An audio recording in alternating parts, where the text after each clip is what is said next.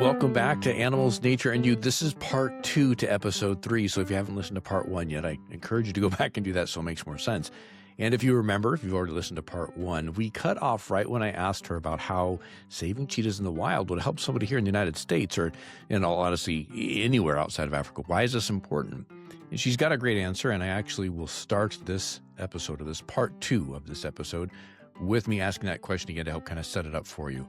The rest of this episode, we go into talking also a little more about cheetahs, the taxonomy, the big cat, small cat issue. It's a great conversation. I'm sure you're going to enjoy it. So with that, no more introduction is needed. We will fade the music and we'll roll into me asking that question. And I'll catch up with you at the end of this episode. So how does saving the cheetah help someone here in the United States? Well, that's a great question. And again, all of these things feed into one another, right? It truly is the web of life, and that everything is connected, and that we can learn from these things.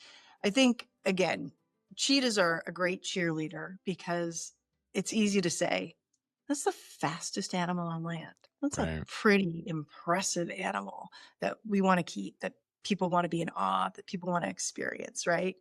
And then you can translate it to here.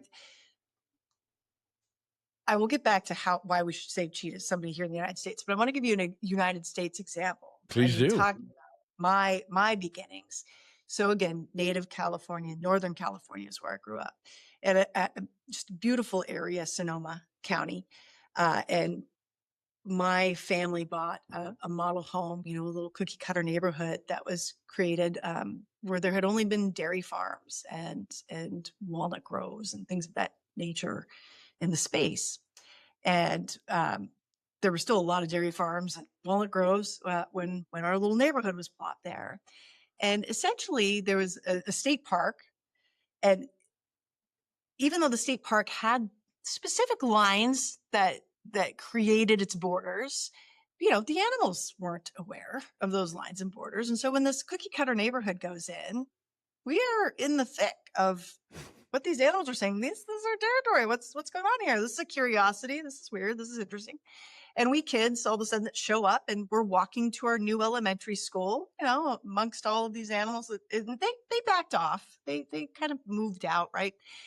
But the deer were some of the first, well, certainly possums and raccoons, but the deer were some of the first to really come back and say, oh, gardens, this is great. These are great free pickings. And people were upset about that. Deer is destroying my garden, right? So now we want to prevent the deer coming here. And we're going to do all these things to be aversive to the deer, back the deer off. Well, the deer coming down, who follows the deer? The mountain lions. That's their prey, right? And so mountain lions would be spotted. And let me make it clear, at that time, this is 1980s, 70s, late 70s, early 80s. No one had been threatened by a mountain lion in our community, but mountain lions had been spotted. And I remember very clearly being in the 3rd grade and having some adult figures, I don't know who they were. Rick, I don't think they were Fish and Game. I think it was just somebody's dad with a shotgun that was saying, like, okay, so we're going to eradicate all the mountain lions. They got to go because they could represent a true safety hazard for you, right? We want you kids to be safe. You're walking to school. It was a whole block. You're walking to school and we got to get rid of these mountain lions. And I remember being very offended by that. As a 3rd grader, like, you're going to get rid of the mountain lions? Jeez, like they haven't been a problem, right? And I guess they did it. I mean, I wasn't a part of that party, but I certainly remember a few months later when all of a sudden I was being chased home by wild pigs. I very much remember that. And that's 50 away from wild pigs was Cloud Tree, right? So, where were those checks and balances, right? Where is the health of our ecosystem and our environment? Our front yard is their backyard. Our backyard is their front yard. How do we coexist? Coexistence is a universal term. And we certainly cannot be pointing over to Africa and say, hey, You need to live with cheetahs. And then here in the United States, say, well, we're going to shoot mountain lions because they represent a threat, right? So we can live it, learn it, see it, share it all the way around. And again, it is our health. You lose that predator, whether it's a mountain lion here in the United States or a cheetah in the savannas of Africa, and you have decreased the health of your environment. And pretty soon wild pigs are going to be chasing your children. No, but Well, I and honestly, but yes, you literally answered exactly how I hoped you would, in that often I think we get too, and by we I mean humans in general, get too focused on cheetah in managed care in a presentation. How is that really going to benefit me and clean water and other issues? And I think it's more of that we need to instill an appreciation for wildlife. And if we can share the story of the cheetah and get you excited to support cheetah conservation, then absolutely the cheetahs are going to benefit. But then how does that benefit me? Well, we've also instilled an appreciation for understanding how large carnivores are very important for a healthy ecosystem, which, by the way, you live in an ecosystem, even if you're in an urban area.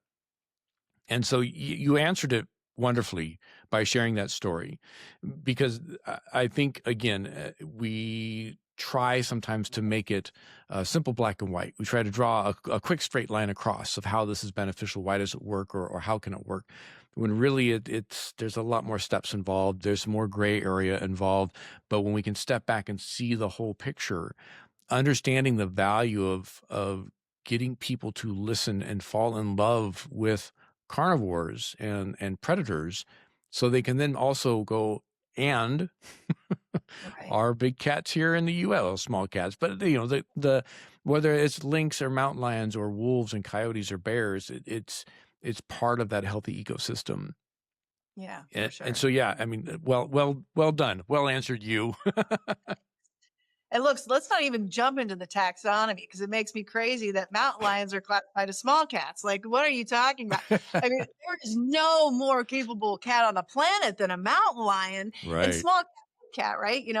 As you and I know, do you purr, do you roar? What kind of Right. difference is that? I've known many, and I've trained many a leopard that was smaller than mountain lions that I trained. And then depending on what subspecies, what the lineage of the mountain lion is that you're working with. I mean, Right.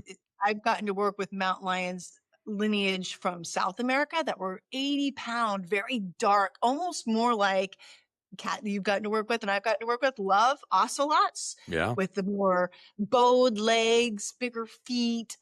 You could just tell these cats are having to deal with the thick rainforest environment a lot more heavy density, just a whole different style than when you go way up north to Canada. You look at a mountain lion.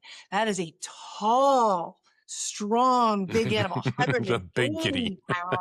Big kitty. Yeah. Big kitty.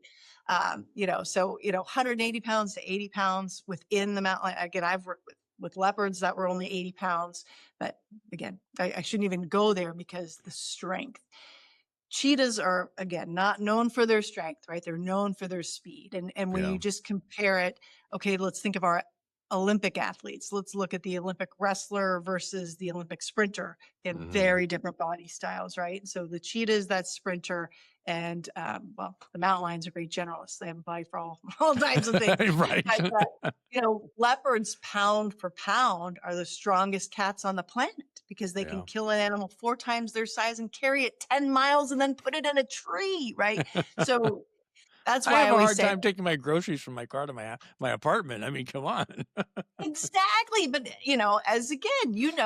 that is not our adaptation. This is our adaptation. And that's ultimately, why, and I applaud you for having this podcast, because people do need to realize their connection back to nature and what is our role in it. And so we've developed this big brain to use. And that big brain is all about how can we utilize our empathy and our compassion to the benefit of our planet. That is our great skill set. No, never try to wrestle Any big cat. You're gonna live. That's Rick will tell you he's never seen me wrestle a cat. I would not advise it. No. No, I wouldn't advise it at all either. So Yeah, since right? we brought it up, let's wrap this up with the taxonomy in the sense that the cheetah Oh, has sort of this weird. So I'm going to ask you to put oh, on your educator hat, your okay. spiel, in the sense that. Yeah, I've always loved this about cheetahs. They seem to straddle this weird space in the cat taxonomy family. And so in Sure a do. nutshell, small cats, large cats, like you mentioned, small cats usually are signified by the ability to purr, not their size. Big cats signified by roaring, not purring. So you can have a mountain lion that's much larger than a clouded leopard, but mountain lions are still considered small cats. And the clouded leopard's a big cat. But then you've got the cheetah. Mm-hmm. The Claws that are oddest. more. Yeah, go for it. I want you to jump into it because I mean, it's like they have this sort of middle ground they're covering, but there's also this sort of like, well, wait a minute, this is different, that's different. So give us the taxonomy spiel about the Sure. cheetah. Educate us. Love it. Axionyx jubatus. Different.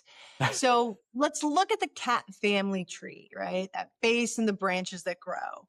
And there's the biggest branch, the small cats, the felis, the purring cats, of which there are about 40 different types. And then the next biggest branch are the big cats, the pantheras, lion, tiger, leopard, jaguar. That's their branch. And then you have these three pretty interesting branches. You have the clouded leopard, you have the snow leopard, and you have the cheetah. And they are all distinctly put in these separate branches. To not get off in the tangent, although I would love to, about all of them. We can do a follow-up episode. We can do a follow-up Right, episode. right. And just talk about cheetah, Axionyx jubatus. If you look in a biology book that's old enough, and really it's not even that old, over 100 years old, you will find cheetahs classified as dogs. And that is because they were looking at the structure of the feet. And cheetahs are the only cats that have claws that are continually out like a dog. They're semi-retractable. So, like all of their cat relatives, because they are certainly a cat, they can extend their claws even further than they are at their relaxed state, but they cannot fully retract them into a sheath. There's a very important reason why cheetahs have those feet. It is a huge component of what allows them to run as the fastest animals on the land, 70 miles per hour. And I'm sure there's cheetahs that can break 70 miles per hour. I have clocked cheetahs at 70 miles per hour. So I'm sure there's a cheetah that runs even faster than that. There's the Carl Lewis. So it's a really old. That's an old Janet reference. Usain Bolt, maybe. Yeah, Usain Bolt's more current, yes. Yeah, We there you probably go. are behind on that, like, probably. But anyway, yeah. So the Usain Bolt of cheetahs is out there that runs even faster than that. But it is their traction, right? It's their running cleats. Those claws grip the ground and allow them to reach those incredible speeds. But more incredible than a cheetah's top speed is their rate of acceleration. The fact that a cheetah can go from 0 to 60 miles per hour in just 3.4 seconds. That's faster than almost every car on the market, right? And they're not destroying the ozone layer to do it. They don't need any fossil fuels to do it, right? So cheetahs are pretty incredible that way. And again, that's just the foot structure.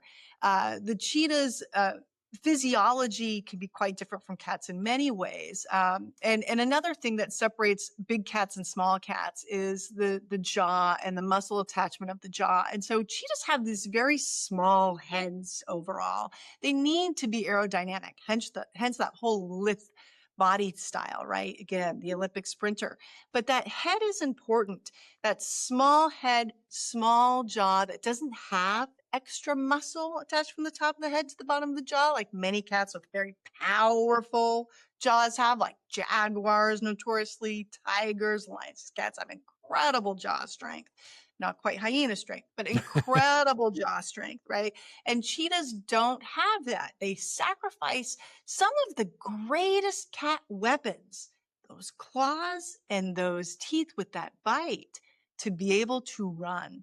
And that is a huge reason why cheetahs are quite different than the other cats. And it's why they probably choose more often than any other species of cat to flight versus fight, Right. because they know they can outrun everything. And I ask you, I mean, we're a very egotistical animal, so you got to get past that part. But if you could outrun every confrontation you would ever have, would you ever choose to fight? There's nothing in it for a cheetah. I think it blows people's minds when they hear, like, oh, yeah, a cheetah will work so hard to bring down this prey, and then they'll give up that gazelle to vultures, a bald-headed bird, which, as you and I know, hands on, vultures can be quite something. So Yeah. don't knock it till you have to face a vulture, especially a Right. big one like, lightback or a lappet face, or, those are huge vultures. So anywho, if a cheetah tries to stand its ground over its kill to a vulture, and that vulture ends up snagging their toe and breaks it, can I run 70 miles per hour anymore? Can I go 0 to 60 in 3.4 seconds? No, I can't. Right. And then I'm assured of death because there's no Yeah. Wendy's in my future. Like there's nothing serving me. So I've got to be able to do these things. So I have to keep myself intact. I have to keep myself in perfect condition. And that condition is very unique when it comes to the cheetah. And so Axionex jubatus, the purring dog-like cat. Yes. Yeah, and other notable adaptations too is the structure of their rib cage, their Oh, spine. sure. There's so many cool adaptations that make a cheetah, but I've always been fascinated how they've always straddled that space, in the cat family.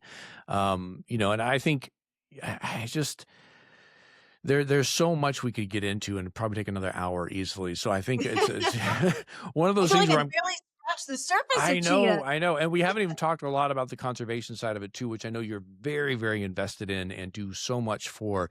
That's one thing I want people to take away from this first episode. You're definitely going to be back on again, and we'll dive more into the conservation side of stuff. But I definitely want people to understand that the work you have done, your career, and the reason I wanted to have you on this podcast is to reflect the fact that working with wildlife is not just going in and petting and cuddling. It is a process of getting to know them, learn them, understand them, and learning and understanding yourself, which I think you shared very well with us in your history of how you got to where you are. And then the other side of it is what we touched on too, is we become the conduit as the human who gets to be the partner to this wildlife. We become the conduit to introduce them to other humans and get them to fall in love and care and think about the wildlife in their area or wildlife around the world. And there's a huge responsibility, but it doesn't stop there. Your next steps as you're moving through your career, you're doing a lot more with cheetah conservation. Can you just briefly give a little glimpse as to what that is? And I definitely know we'll be having you back on again with some of your cohorts that you work with in this next level of cheetah conservation that you're doing. Yeah, I'm so excited. Thanks for bringing that up. So there are great strides being made in the world of cheetah conservation. And again, cheetahs are a great flagship species because we can't just benefit one apex predator. It has to go to a whole Right. ecosystem. And, I really have to credit Lori Marker, Dr. Marker, who started the Cheetah Conservation Fund. She really was the first. And I mean, if there's ever a story that I can give young you and I, the kids of today that are inspired by wildlife, that love animals, and if they want that, you can do it story. I mean, Lori is that story. An Mhm. American woman in the 1970s who has a nice cush job at a lovely zoo, and she's making incredible strides in managed care as far as breeding cheetahs Mhm. successfully, recognizing what cheetahs' health issues are, and being able to get in front of that with different vaccinations, different feeding techniques, different um, husbandry techniques for cheetahs that have really been a game changer for our animals in managed care.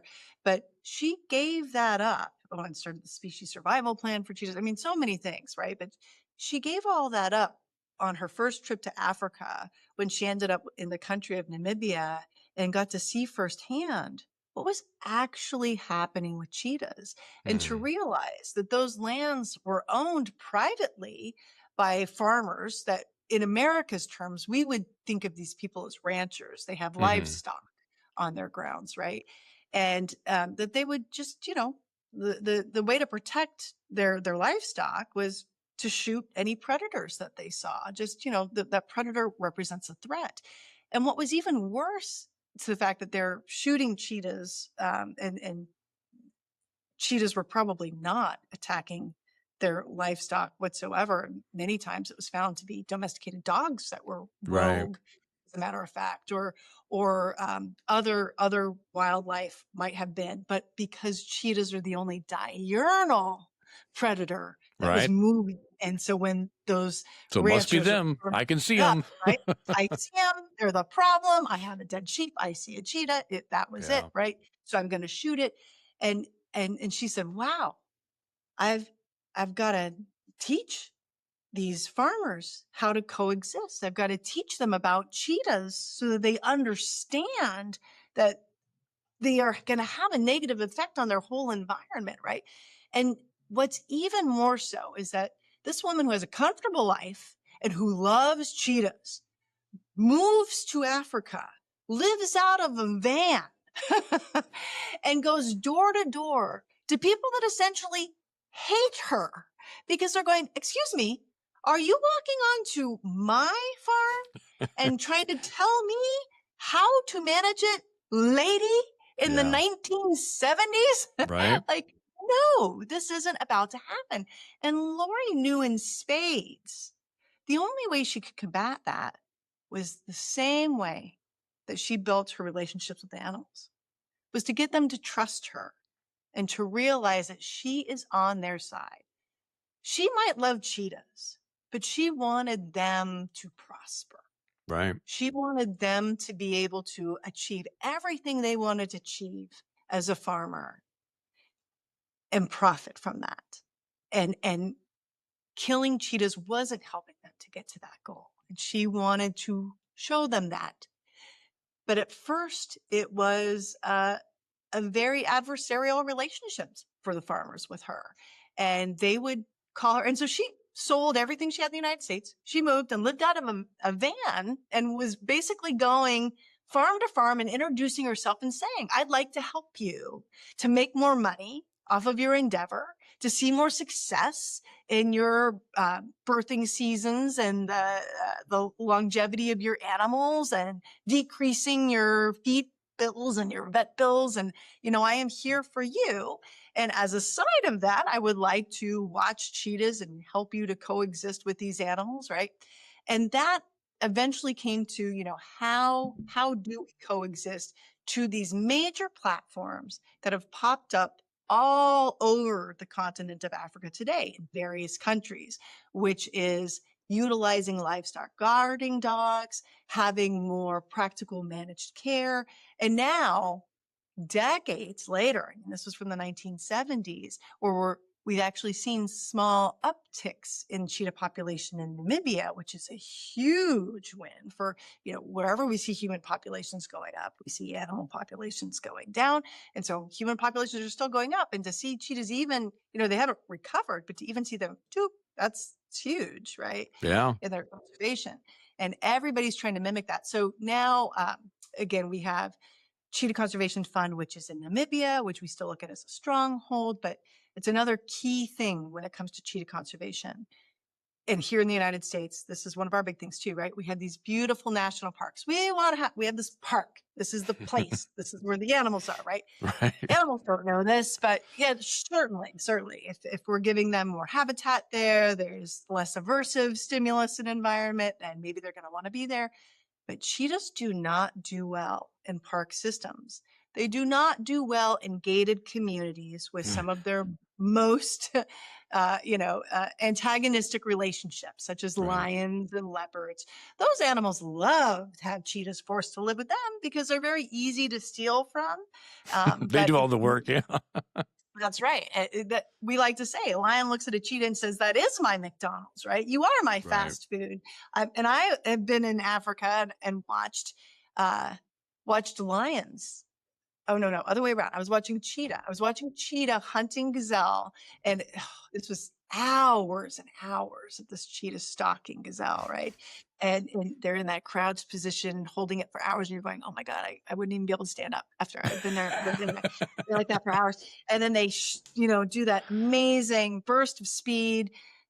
they actually take down a gazelle, which you're always like, oh, don't, I don't know. But okay, yes, you survived. Good job. Good for you.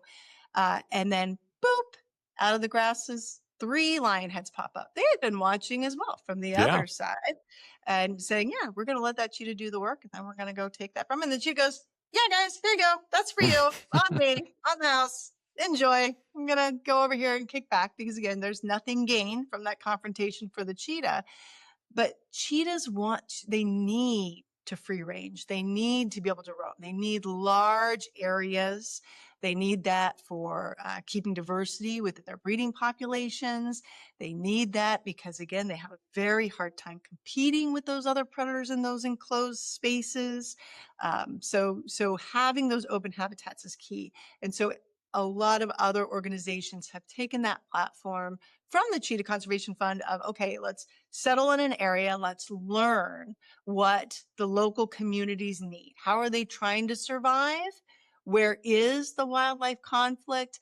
And we know most of all that we have to present ways where the humans will benefit for the wildlife to benefit. If we don't put people first, the wildlife will get no attention. So we want to have wildlife win and then bring that up. And so many of these communities, and now, that pops up in South Africa. We have Cheetah Outreach Trust, which actually navigates north in the continent of Africa as well, and doing a lot of important work in other countries. We have Cheetah Conservation Botswana. We have Action for Cheetahs in Kenya. I like to look at all of these organizations like I look at in the United States are late show hosts, right? You have all these late show programs. And in the past, it used to be this big rivalry. And now it seems like all those late night hosts are all friends with each other. And they say, hey, there's enough here. There's enough platform. There's enough population. There's enough audience to share. And we can all be pals. And we can do. Yes, and we need to. We're all conserving species. We're all working towards the same thing. These are in different communities. They all need their representation. They're all very important. Yeah, that's so well said in that analogy of what we see in our late night show host now. Because I remember it used to be, you had to pick a favorite. It was this one or that one, Letterman or Leno or whatever. And I remember too, early in our careers, it was, well, what's the best zoo? What's the best conservation organization? And everybody wanted to hoard the attention and money of those so they could be the best. And I know over the last couple of decades really saw a huge shift in how zoos started aligning with conservation together, whether there was work in the SSP, really I think is where it started for zoos, but then even the bigger picture that, our conservation project does this, then it was, well, we're collectively working together, this zoo and that zoo and that zoo. And then to your point now with these cheetah programs across Africa is that, it's a matter of making sure we're all in this together because the end goal is the same. The end goal is to save that species, save these animals, save the environment. And to one thing I want to point out, you had said when we had talked earlier before we were recording, the animal that is in the biggest danger right now is the human animal. And we need to, I'm butchering your quote. You said it so beautifully when we were talking earlier. Can you remember what you said? Probably not. You're doing a great job. Okay. Well, all right. Fair enough. But nonetheless, it's like, because I want to wrap up on this. I want to end on this thought because we have spent a large amount of time talking about cheetahs and about big cats and wrapping it up with the conservation angle and why it's important to connect people to wildlife, why ambassador programs are important for wildlife to get the general public excited, interested, and caring. And then the other side of that, which is supporting conservation, in whatever way you can. They're all, for the most part, working together. But the reality is, although we talk at length about saving the cheetah and how that can also then participate in working with our communities here in the U.S. for mountain lions or other large carnivores or predators, the reality is, and the reason I wanted to do this podcast in the first place is that there is an innate desire for us to all be connected to wildlife because we are a part of nature. We are a part of wildlife. We're a part of clean air, clean water, clean earth. And if we don't spend time reconnecting to that wildlife and inspiring others to do the same, we run the chance of losing ourselves as well. So, the way you had said it was much more eloquent than I just said it. I wish I was recording. I think you did a great job at it. But either way. As we had talked about, to hit on it for a moment, when I left the zoo and started looking at other endeavors, my first thought was, well, there's no animal that needs my help more than human animal. And Yeah. I mean, that goes for all of us. I just, you see such polarization. Hmm. Um, I just feel like a lack of compassion and understanding for one another. Yeah. Um, and everyone needs that connection. Whether you're an introvert or an extrovert, I don't even care. I mean, we are a social animal. We do need connection, all of Yeah. us. And as technology runs away, and there's obviously the good It's a side of whole nother. that. I bet there's a whole nother side of that as well. And as a mother of, young adults now, 20 something and a 16-year-old, and seeing the world they have to navigate very different from the world I had to Yeah. navigate, and the pressures of being attached to that technology. And it seems like you're connected all the time, but it's a disconnect. It's not the true connect. Yeah. The true connect is the physical being, the presence, right? And for me, again, is from the time I was a young kid, being able to go outside and be in that beautiful natural environment. And my best friends were always the animals, always the animals. Yeah. And that, I think, gave me a lot of confidence, but not ego confidence, but just self-assuredness that everything was going to be okay, and that there was always something more.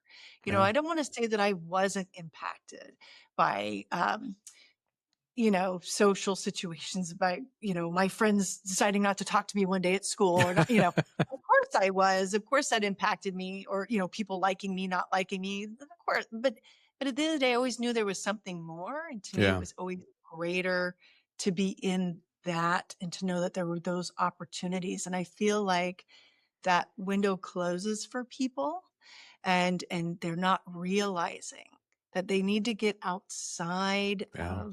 of that technology and that box and that home, and step outside and to give back and to connect. And that's where your true fulfillment will come. Well said, my friend. Very well said. I love it. I love it. Well, I do want to ask, is there anywhere, if anyone is listening that would like to either find out more about your work that you're doing leading into conservation, or is there a conservation organization that you would like to mention directly for people to go look at for cheetah conservation? You mentioned Lori Marker's work, but others as well. You mentioned a few Oh, names. absolutely. So I'm really honored to have been asked by Cheetah Outreach Trust, which is an organization in South Africa that I've had a relationship with for many decades as well. There's so Hmm. much to go into. They've asked me to help them on getting their message out about cheetah conservation in South Africa, which is a very important area for cheetah conservation, highly impacted by people. And they also get a lot of visitors. So people that want to come there to see cheetahs, it's a main Hmm. area for safari. So Cheetah Outreach Trust does a lot of great work. And Is again, there I a, will, is, do they have social media presence or only a website? uh, sure, they have social media presence as well. So you can like them on Facebook. You can go to cheetahoutreachtrust.org and read all about what they're doing, utilizing guard dogs, gifting guard dogs, tracking cheetahs, rewilding cheetahs, because there's been a lot of great progress made on Hmm. stopping wildlife trafficking. But now, we don't want to keep having to intercept all of these cubs that are being taken from their Yeah. mothers, and now they haven't been taught to hunt. What are we going to do with them, right? We don't need all of those cheetahs in managed care. We want those cheetahs to be in their ecosystems, contributing Right. to a healthy ecosystem. And so a lot of great work is being done with them. A lot of boots on the, well, I shouldn't say a lot of boots on the ground, just a couple, but very Couple boots. hardworking people that Right. are doing really great work that makes a big impact to those communities, and then abroad, because as those communities learn, they share Yeah. their techniques with others and their success stories with others. So yeah, I would love for people to check out Cheetah Outreach Trust. Excellent, excellent. Well, we will definitely put some links in the show notes for this episode. And Janet, you will be back on the podcast. We have so much more to talk about, but we're going pretty long here, and I want to make sure this episode is something that people can listen to in a decent amount of time. We are going long. I expected nothing less from us. Nothing less from the two of us. Yeah. There are so many fun stories we get into, but thank you for having me and getting to talk about the wildcats and the cheetahs and again, connecting people to this great natural world that we do have and that we need to take advantage of. That will feed right back into your own soul, I promise. Yeah. Well, great stuff. Great stuff. Thank you so much, Janet. Thank you. And as always, thank you, dear listener, for taking the time out of your day to enjoy this podcast. Animals, Nature, and You is just getting started. This episode here, part 2 of episode 3, is the end of our launch week, meaning we did back-to-back episodes here across this week, and from here on out, we're going to go with every Thursday. That being said, too, since you're still listening, I'll give you a little sneak peek. Soon, not right away, but soon, we're also going to do something on Tuesdays as well. Short little clips. It'll be fun. I promise. Keep an eye out on social media for that. Or if you haven't already, just subscribe to this podcast wherever you're listening to it. Follow it, plus whatever. Put it in your library. Just depends on which app you're using and how you listen. But this podcast is available pretty much everywhere. So do whatever you have to do so you're notified of our new episodes that come out, because yes, they'll be coming out every Thursday, but there'll be some sneak little fun things happening on Tuesdays as well. Not as consistent, not every Tuesday perhaps, so you'll need to follow along to make sure you catch up with that. That being said as well, if you want to, you can go to Instagram and find this little podcast has its own social media account there as well. So that's kind of fun. And as always, you can follow me, Zoology Rick, anywhere on social media, or go to my website, zoologyrick.com. And if you haven't already caught up with Janet and what she's doing in the websites that I had offered in part 1, all of that information is in the show notes here as well, so you can connect with anything and everything that she talked about in her interview. So with that being said, I also want to let you know, this is available on YouTube. If you haven't already checked it out, you can see videos of this podcast over on YouTube as well, if you want to see what everyone looks like. It's kind of interesting to me. I will say this, as we wrap up here this week here where we're launching everything, I've never done a podcast where I'm both doing video and audio editing. So it's been kind of new for me. There's been a bit of a learning curve, but I've also noticed the editing is different because you can see the facial expressions. You can see the give and take between the two people. So the pauses are appropriate when you can see what's going on. When you can't see that and it's only audio, I tend to edit those pauses down just a little bit because they almost seem like quiet dead space where you're like, I don't understand what's happening. So I found that interesting. Anyhow, I've rambled on long enough. Thank you all so very much. If this podcast is interesting to you, if you are enjoying it and you know somebody else who might enjoy it, I do ask that you share. Let them know what you're listening to. Let them know what you have found. Most podcasts grow best by word of mouth because people who like it talk about it to people who they think will like it as well. And that's usually how it works best. So I would appreciate if this podcast has been fun for you so far. Stick with me. It's only going to get better as we get into this year. And also, talk about it. Share it with other people. Take a clip and put it on your social media even if you want to. I won't stop you. I think it's a great idea. All right, everybody. Thanks for being here. I do appreciate you. Have a good one, everybody.